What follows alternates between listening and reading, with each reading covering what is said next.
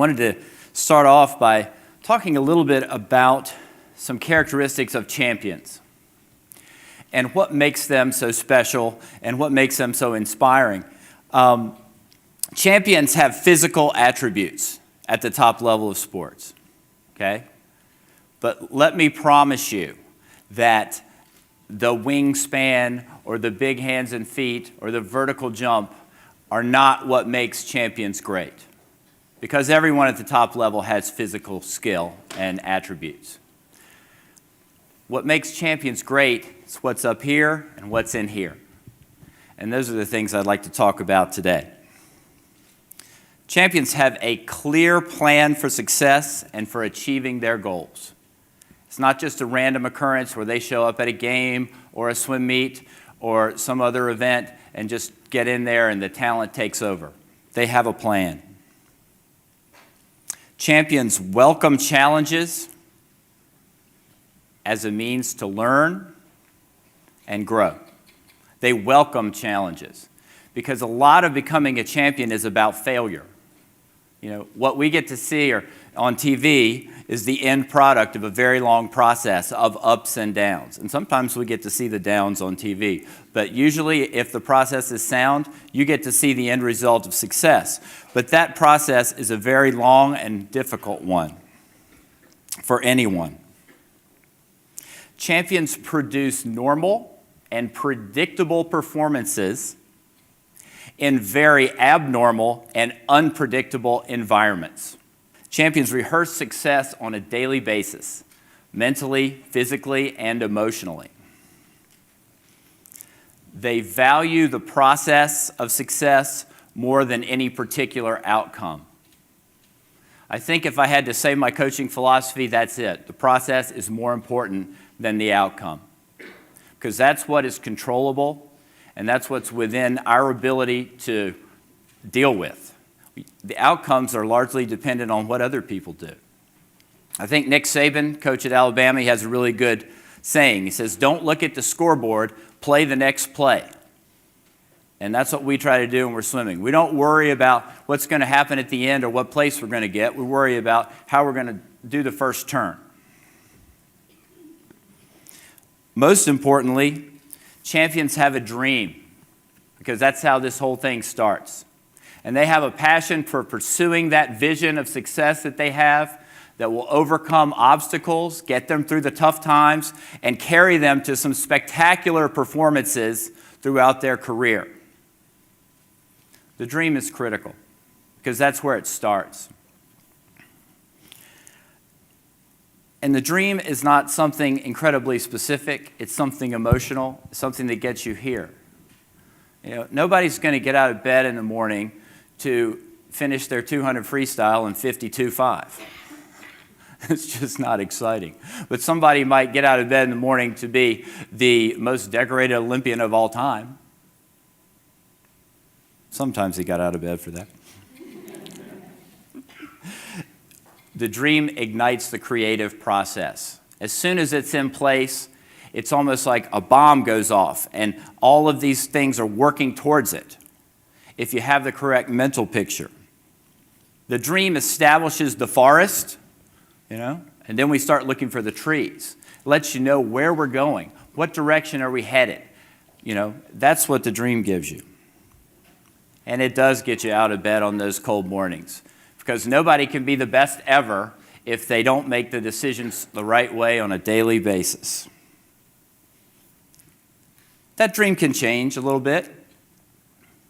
Michael Phelps, at 12 years old, came into practice one day, and we were talking about something, I don't know, it came up, and some of the kids were talking about swimming the Olympics. And Michael said, I want to swim in the Olympics.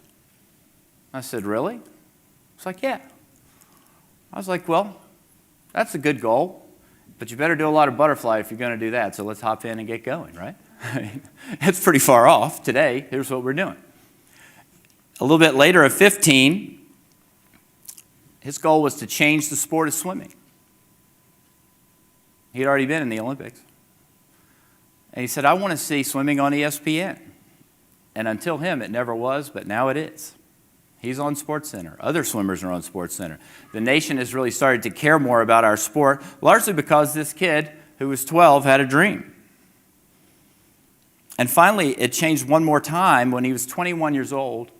We were sitting in my office at the University of Michigan with his mother and his agent and myself, and we were having a meeting 2 years before the Beijing Olympics. And what we were talking about was expectations and how he wanted to pursue the Olympics in terms of expectations.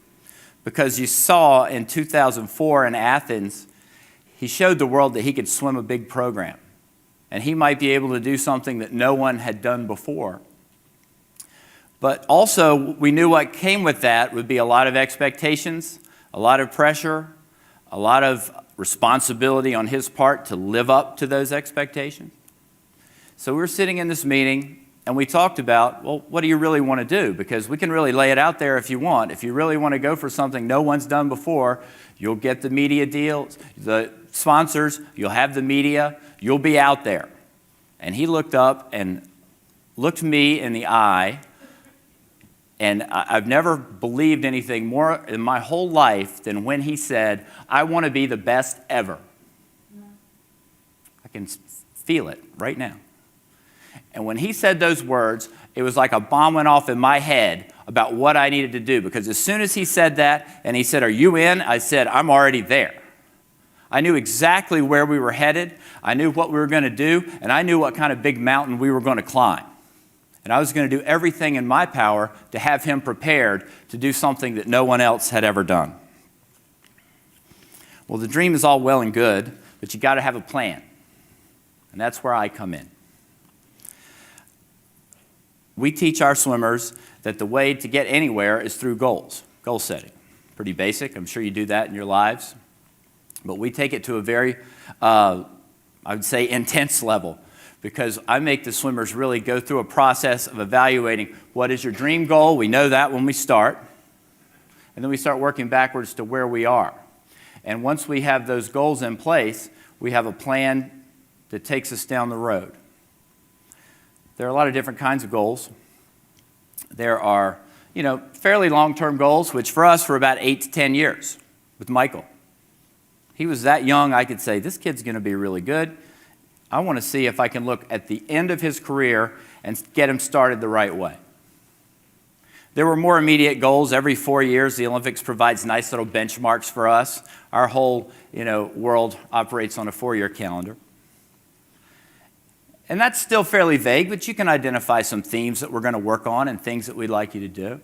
And then finally, you get down to about 1 year, and we can do that really specifically. I can plan what I want an athlete to do every day for a whole year with some real reliability. But the most important goal that they have is short-term goal, and it's not even short. It's what I call the immediate goal, and it's where the rubber meets the road. And that is, what are you going to do right now? I'll give you an example. Any of us here could list all the benefits of eating better, right? Eating healthy. Going to live longer, going to live better, going to feel better, might look better. Everybody would agree with that. Everybody could find a resource that would help them come up with a plan to do that. And even a time frame. By 6 months, I would like to achieve this. But the key decision in all of this process is going to be, what do you do when the cookie's in your hand? You're going to put it in your mouth, you're going to put it on the table.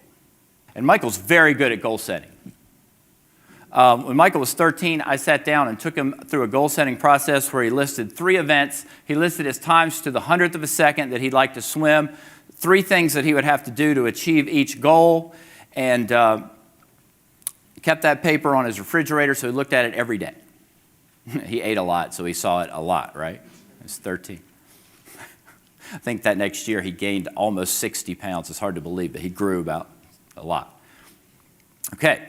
So he's got these goals, and at the end of that year, he swam the meet where the goals were supposed to be done.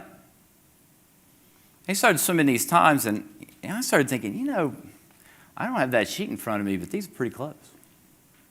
Well, in 3 events, they were this close. His 200 fly was 204.68. He went 204.68. That's hard to do, right? In the 1,500 meters, which lasts longer, the goal was 16 minutes .00. He went 16 minutes .8, so he was 0.8 of a second over 16 minutes. And in the 400 IM, he wanted to go 4:31.86. He went 4:31.81. He does that all the time. And to me, that means if you have a very good eye for goal setting and you know how to specifically turn that into your training on a daily basis, you can predict what your performance is going to be. The goal setting process also lets you choose the menu of things that you're going to work on a daily basis. Champions need things to work on. They all have things. 2007, Michael had the best swim meet a swimmer had ever had in the Melbourne World Championships. He won 7 gold medals, broken, I think, 6 world records, and we were looking pretty good for Beijing.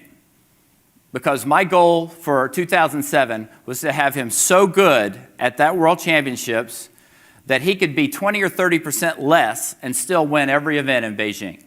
And I thought we were there. He had a big mental edge over the competition, and he had a physical edge. And he came back, and he was training brilliantly. Every day I would give him something, he would do it, he would get better. Every day he was getting better.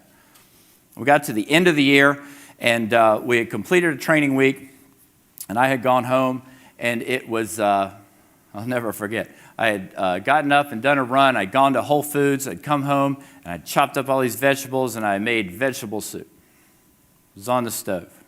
And I get a call from the emergency room, and they said, Michael's broken his hand. We had a bunch of ice in Ann Arbor. Did one of these. All of a sudden, our plan changed.